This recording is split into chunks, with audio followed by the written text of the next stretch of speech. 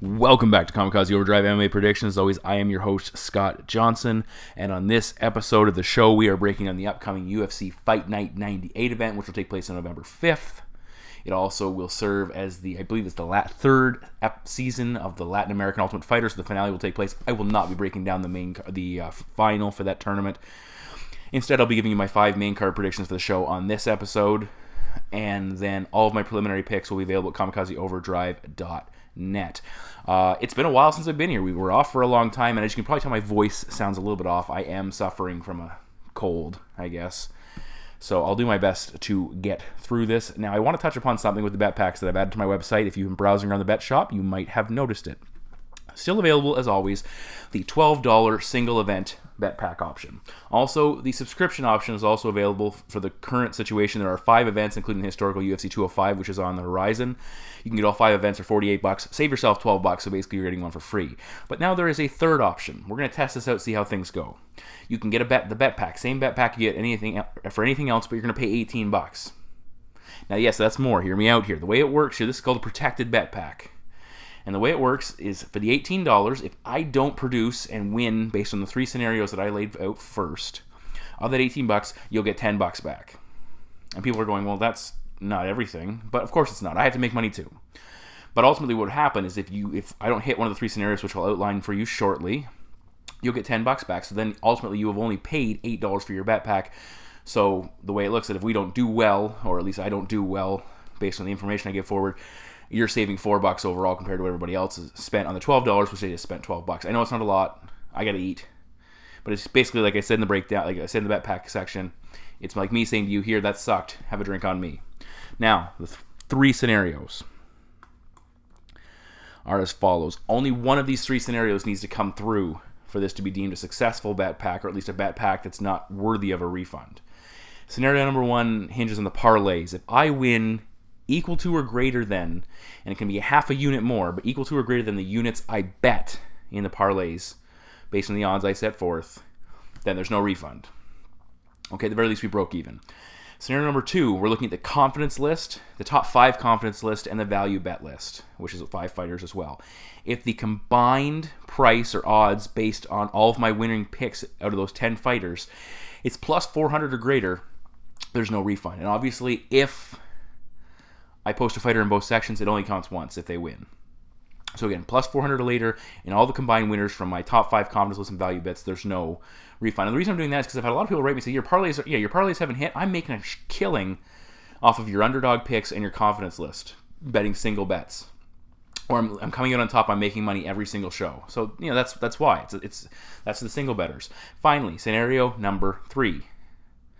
Prop bets. If all of the combined prop bets, both posted in the prop bet section and obviously the betting scenario section, have a total return of odds of plus 600 or better, there will be no refund issued. So again, there are a lot of guys who bet props. Some people mix it up. So basically, we have 3 scenarios. If one of those scenarios hits, it's deemed either it's a successful bet pack, or at least valid information put forth that I did my best and I produced. If none of those scenarios hit, I'm going to send you $10 back automatically. And then, it still costs you $8, but at least save 4. So it's entirely up to you. If you don't like that scenario, and I'm sure there's going to be people, dissenters, who say, I don't like that, you're just trying to get more money, which, hey, that's the case. I got to eat. I said that multiple times. Got to make some money for the family. If you don't like that, then keep buying the $12 bet pack like normal and continue on like you never even heard this. But if you do want to take a shot with that, roll the dice, certainly it is an option. I have had people talk about things like this, maybe some bet pack insurance. I'm calling it a protected bet pack. Nonetheless, we had a lot of fights to get to, just 5 in fact, but still they're going to be quality fights. This is a fantastic card leading into an even better card a week from now, at least a week from this event. So let's get to that first main card prediction. The first fight of the night takes place in the women's strawweight division and features Hurricane Heather Jo Clark with a record of 7-5, taking on the debuting Alexa Grasso of Mexico. As Grasso, she's undefeated. I believe she's 6-0. The UFC doesn't have her record up, but I believe it's 6-0. She is making her UFC debut. She had a very solid run fighting in Invicta against top-level competition. She was 4-0 under the Invicta banner. For Clark, she's defeated Bec Rawlings in her debut before a lengthy layoff, almost 2 years out of action. She lost to Karolina Kowalkiewicz, who will be fighting for the title up next. in last May, and she has just 3 wins over her last 7 fights, not excluding her run in The Ultimate Fighter. There certainly hasn't been a banner run for Clark, but she's had her moments. Physically, Clark 1 inch taller, but Grasso is 13 years younger, and she is fighting at home in Mexico, which is pretty noteworthy. It's going to be a hostile environment, to say the least. And I'm going to talk a lot about altitude. That'll come up in several predictions. For Grasso, looking at her numbers, 4 wins by knockout, 4 decisions. Actually, so she's 8-0. 4 wins by knockout, 4 decisions. All 4 KOs in the first round, or it's basically, so it's first round, or we're going the length with her. Versus Clark, 2-1 in fights ended by knockout, 3-0 in fights ended by submission, and 2-4 in the scorecard. So certainly that has been a point of contention for Heather. Now, Grasso comes from a boxing background. She can generate a lot of power in a short amount of distance, crisp striking, very accurate, quick hands in close. She'll throw an uppercut, which she picked up her lone stoppage under the Invicta banner with. She'll some very hard body kicks, will target the liver, front and roundhouse kicks to the head as well.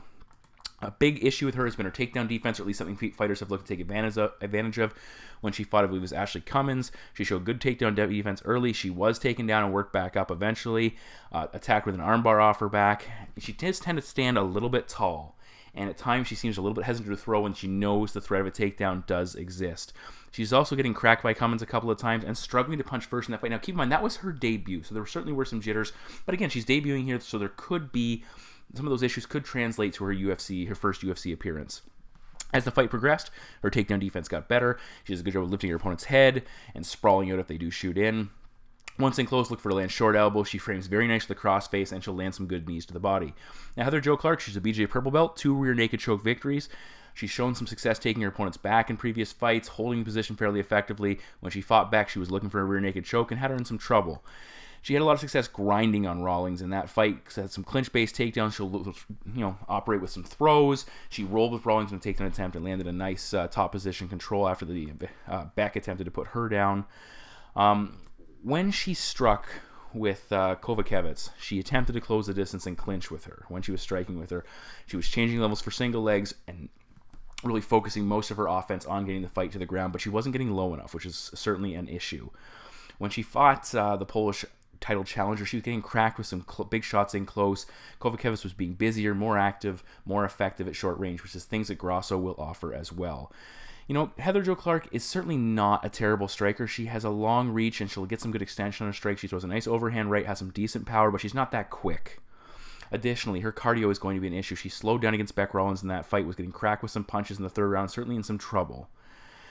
And that's something to pay attention to here, especially with the altitude and the hostile environment. Now, Grasso had a bit of a shaky, as I said, debut in Invicta. It could translate to some issues in the UFC, but she is fighting at home, which should help her out. Clark needs to establish the takedowns early and keep Grasso concerned with the shot, keep her hesitating, and take her down. That also needs to be a factor as well. The altitude, as I said, will be an issue for Clark, who tends to slow down. She'll expend energy looking for those takedowns, and that's going to cost her in rounds 2 and 3, even later in round 1.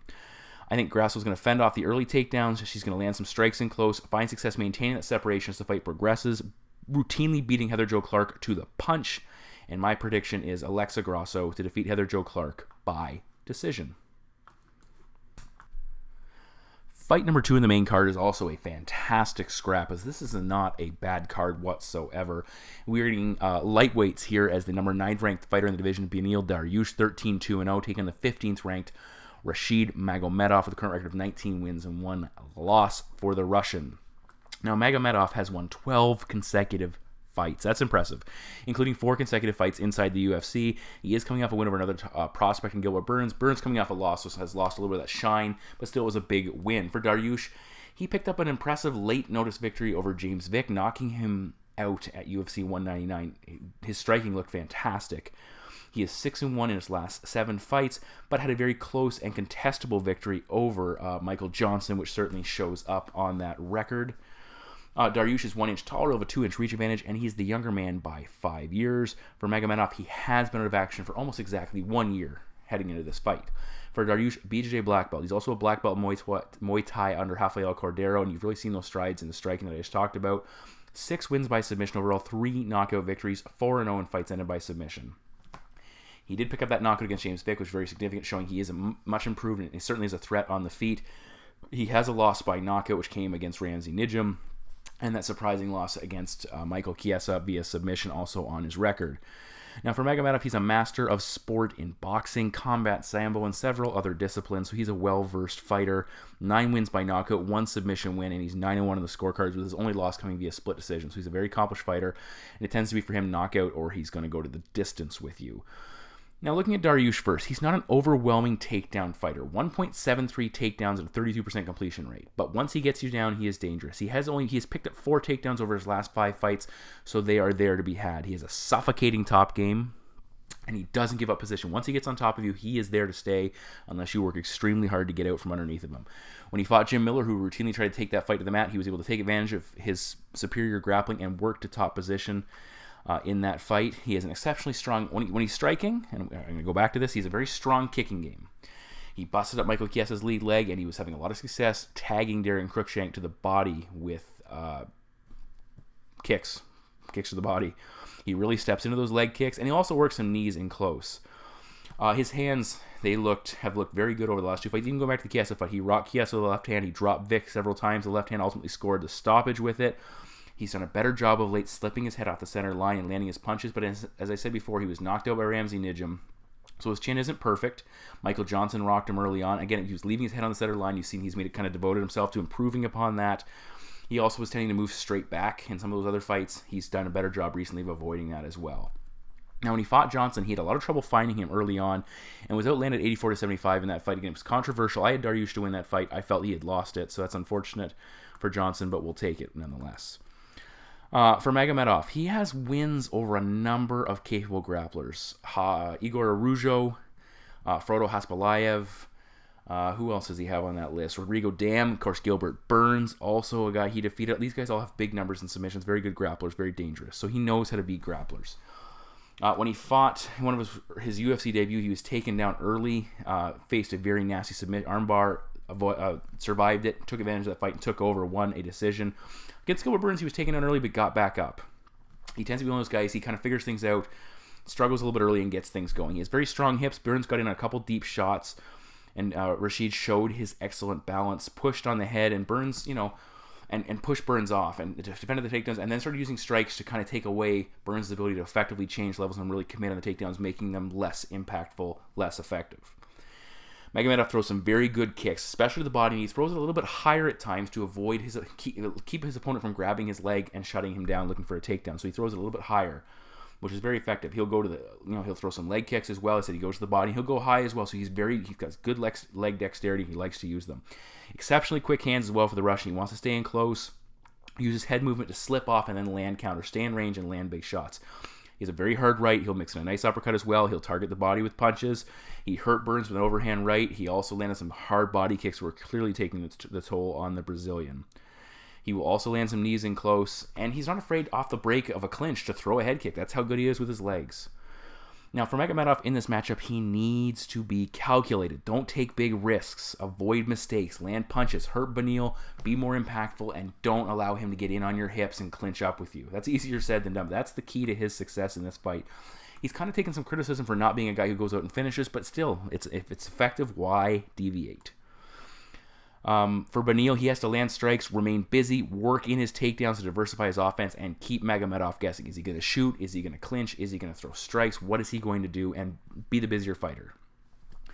Ultimately, what I think happens here is Magomedov's combination striking and countering skills will be effective against Dariush, who throws a lot of single strikes. Doesn't set him up all the time. Holds his hands a little bit low, and that's going to leave him open. He's been cracked before. He's been hurt before. He's been knocked out, and that's something of concern. The layoff could be an issue for Magomedov, but he will shut down the clinch base of takedowns of his opponent. He's going to land the more impactful strikes here. He's going to land more damage. I think his cardio will be a little bit better because he's not going to overextend himself, and my prediction is Rashid Magomedov to defeat Beneil Dariush by decision. Fight number 3 in the main card could also be the co-main event of the night if it wasn't... this is kind of a fight that's been thrown together coming off the failed UFC 97 event. It's taking place in the UFC's featherweight division. It's the 4th-ranked Ricardo Baboli Lamas, former title challenger, 16-5-0, takes on the 8th-ranked Charles do Bronx Oliveira with a current record of 21 wins, 6 losses, and 1 no contest. Now, Lamas had been scheduled to compete at UFC Fight Night 97 in Manila in the main event against BJ Penn. Penn pulled out. The event was canceled. This is a much more relevant fight for Lamas and for Charles Oliveira. Big fight here. For Oliveira, he's coming off a very tough loss to Anthony Pettis. I picked him to upset Pettis. He was doing exceptionally well. He made a couple positional mistakes and ultimately got submitted. It was a very back and forth fight, really enjoyable. Definitely one of the better fights we've seen this year. For Lamas, he lost to Max Holloway in his most recent outing, who is a fighter on the rise. Previously, he had only lost to guys who were well established above him, like Jose Aldo for the title and Chad Mendes. So that's kind of a blow for Ricardo Lamas. That tells him, yes, you were a title challenger. Some guys are coming up to take your place at the top of the heap. Physically, Oliveira 2 inches taller. He'll have a 3-inch reach advantage, and he is 7 years younger. So some big numbers favoring the Brazilian. Oliveira is a BJ black belt. 13 wins by submission, 6 knockouts as well. Those are some pretty good finishing numbers. He does have 3 losses by knockout. He does have 2 losses by submission. Now he has 2-1 on the scorecards. So his durability, certainly an issue. Not a lot of experience going deep in fights. For Lamas, BJJ black belt, NCAA Division III wrestler, 4 knockouts, 4 submission wins, 8-2 in the scorecards. So that's a fairly good number. 3 knockout losses. Against some pretty heavy hitters, though, and against some heavier guys in higher weight classes. Now for Oliveira, who also was knocked out by guys in higher weight classes, namely Donald Cerrone, he's a multifaceted fighter. He has a multifaceted attack. Submissions have accounted for 13 of his 21 wins, 8 of his 9 UFC victories, but still he's very capable on the feet. But when he does hit the mat, he has a variety of submissions. He is a wizard. He has that Bronx choke. It's a modified anaconda. He's picked up at least 3 of them. They're calling them anaconda chokes, but it's something he likes to refer to as the Bronx choke. He has an exceptionally aggressive guard, sets traps, which he caught Miles Jury in. He's fantastic on the mat. He's a handful for just about anybody you face. That's props to Anthony Pettis for being able to submit him, and Jim Miller for that matter. His wrestling is improving, but still he's willing to pull guard to get the fight to the mat. He will throw high-risk strikes as well, and isn't afraid to get taken down because he is so good on the floor. When he's looking to take his opponent to the ground, you look for him to get in on the hips. He did that against Pettis. Look for that body triangle, try and lace up a leg, take their balance away, and just keep moving until they eventually lose balance and he's able to put them to the floor. He'll also duck under strikes for body lock. Look for him to rotate the back, jump his opponent's back standing, certainly capable of doing that. And again, he's very good at tying up his opponents and then trying to advance position from there. When he's striking, he has a nice varied striking game. He'll push the pace very aggressively. He wore out Nick Lentz with that pace. Push kick to the body. Not a ton of pop behind his strikes, but he's moving forward constantly and peppering away, and that can be a lot, make you make mistakes. He throws some good knees on the inside. He hurt Nick Lentz, the knee to the body as well during an early exchange. Big thing with the Brazilian, durability is a question mark. He's been hurt and finished in several fights. He's also been submitted twice. He tends to be a little bit inconsistent with matchups, or just maybe underperforms at times when he should be better.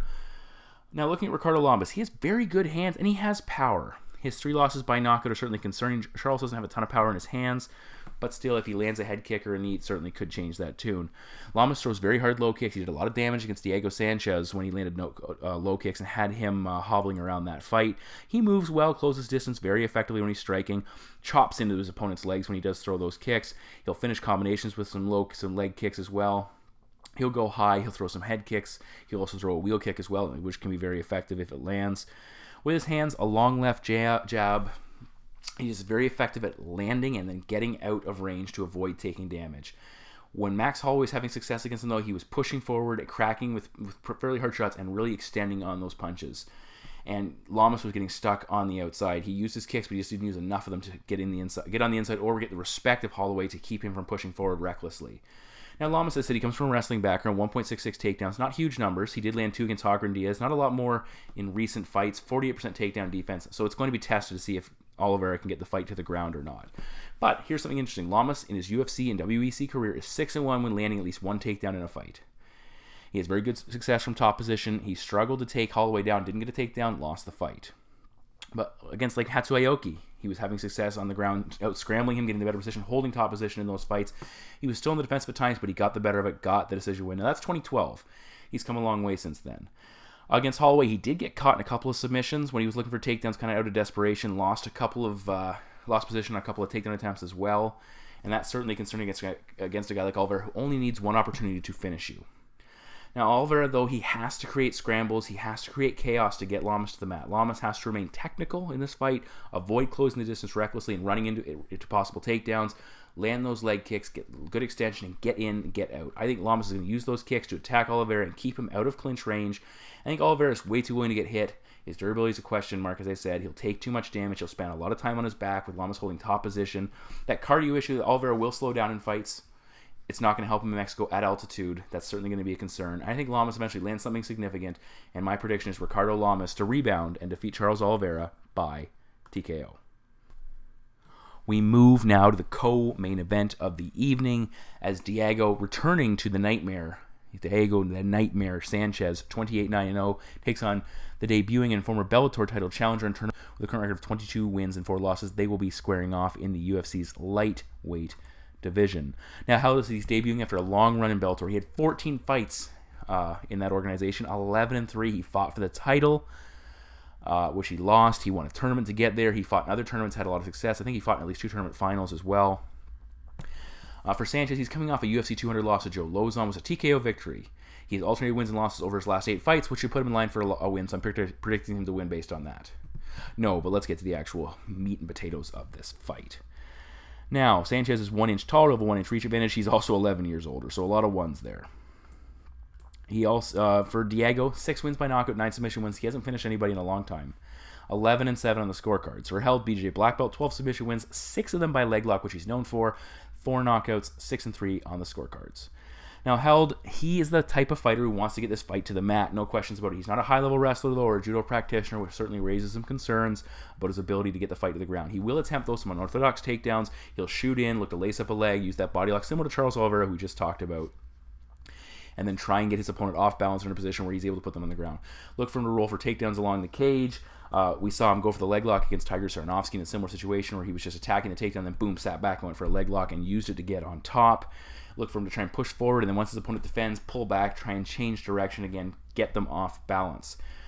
He's had fights where he doesn't get the submission, but he will use those subs to get top position, gain that superior spot, and then go to work from there. Not a ton of damage from top position. Again, he's looking to submit him, not bang him up with big strikes.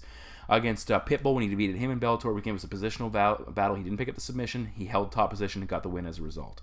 When he is looking to advance, he'll pass guard very effectively. He'll move to mount heavy top position, set up his submissions. Again, not a ton of strikes.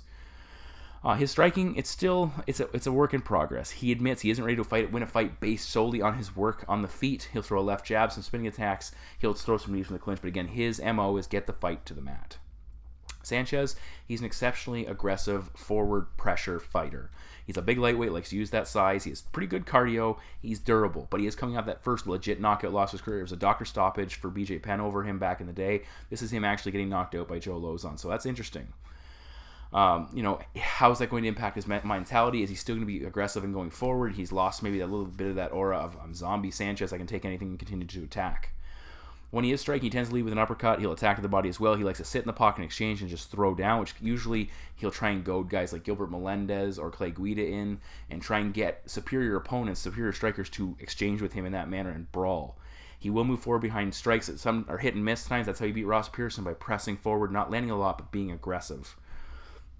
He tends to be a little bit predictable at times, attacking in straight lines. His striking numbers, 2.73 strikes landed per minute versus 2.99 strikes absorbed per minute. That tells us that he's getting hit more than he's actually landing. But again, it's that forward pressure that makes up for that disparity. Now, he struggles with fighters that are disciplined, that look to counter, that don't brawl, that remain very technical and avoid him. A lot of lateral movement. That's something worth noting here, because I don't know if Marcin Held's going to bring that type of approach. Diego's pretty decent on the ground. He took Miller down, had a lot of success from top position. He used his size, he controlled that position, and won the fight based on that. He's got a decent double leg. He'll drive through his opponent's hips. 7 takedowns over his last 5 victories, so it shows that's important. Good ground and pound against Miller when he's able to posture up, which is something worth noting here. 49% takedown defense. He has given up takedowns before. Lamas took him down 3 times. Miles Jury took him down 3 times. Jake Elmer took him down twice back at welterweight. Well, those are pretty decent wrestlers. Marcin Held might not be as effective a wrestler. As I said, he's a specialist. Marcin Held is very much a specialist and has had a lot of success using his grappling skills. But again, when he can't get them going, he struggles, and he usually loses fights. You look at a couple of the variables here. He's debuting in the UFC.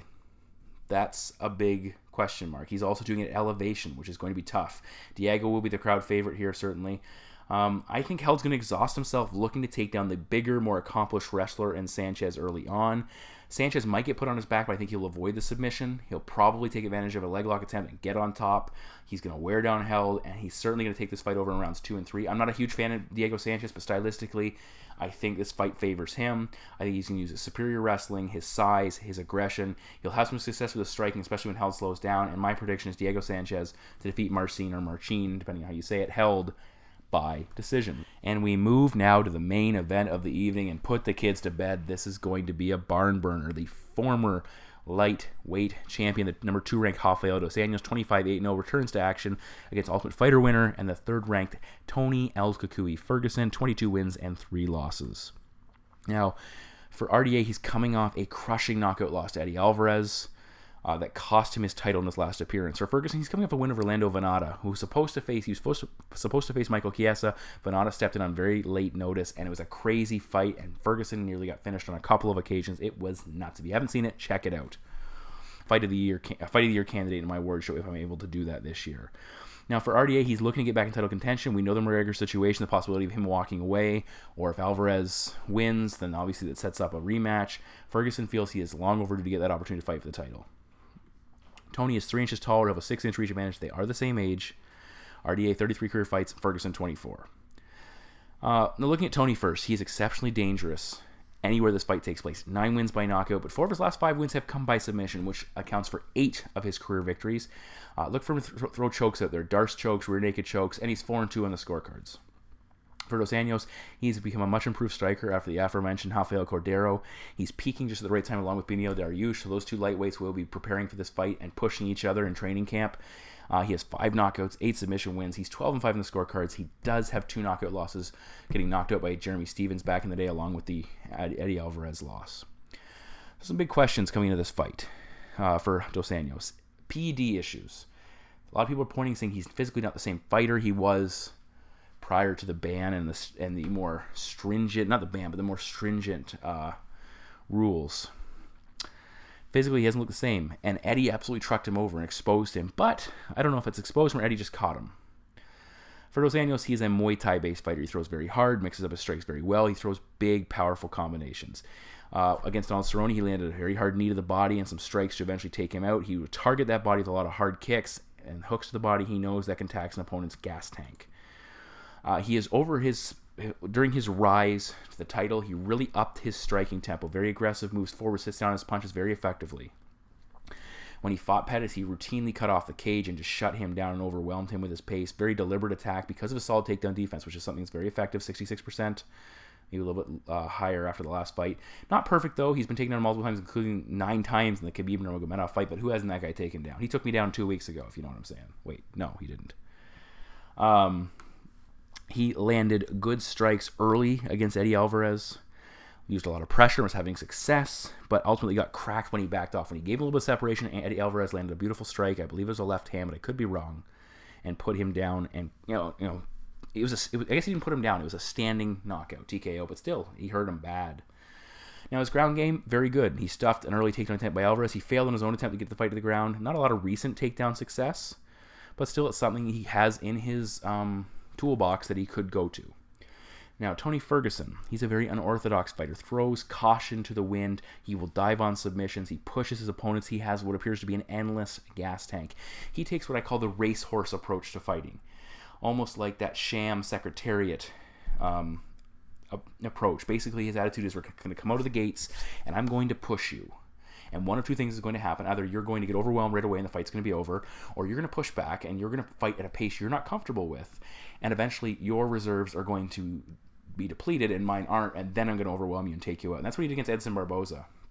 And he's very impressive with that. And against Venata, it was a crazy fight, and ultimately Venata was succumbed to what Ferguson brings, but it was a nuts fight, and Venata had a very short training camp. But that's what Tony Ferguson does, and he does it very effectively. He loves to break guys down when they shoot, and then what he'll see guys shoot or look to clinch up, and then boom, he's looking to lock up submissions once you get desperate. Watch that Darce choke. He has very long limbs, is not afraid to go for it. One of my bigger concerns, he has given up takedowns. He's very active off his back with submissions, and he will use them to get on top, and he's very dangerous, but still, if he gives up takedowns against a strong top position player like Dos Anjos is, that's not a good thing. When he's striking, he has very long strikes, excellent chin, throws very hard. He'll throw some chopping leg kicks as well, always attacking. Even in a backswing, he's not afraid to throw another strike to try and catch a guy off guard, but that leaves him open to getting counter because his defense, when you're all offense, your defense suffers a little bit. Venata used a lot of movement to throw him off. He attacked from various angles, never in the same place when he was attacking or defending, and that really had some success against Tony early in that fight. Now, RDA is coming off a crushing title fight loss. Post-title fight letdown is a factor here, and he's fighting a hungry opponent who is yet to get his shot and feels Dos Anjos. It'll be hard to argue anything else. Tony's pace and pressure combined with the altitude of Mexico is not going to be good for the Brazilian. The PED question, the chin, he's been knocked out twice now. All major question marks for the former champion. Tony has to avoid leaving openings and giving up position. He can't be too reckless, but be his special brand of reckless that leads him to victory.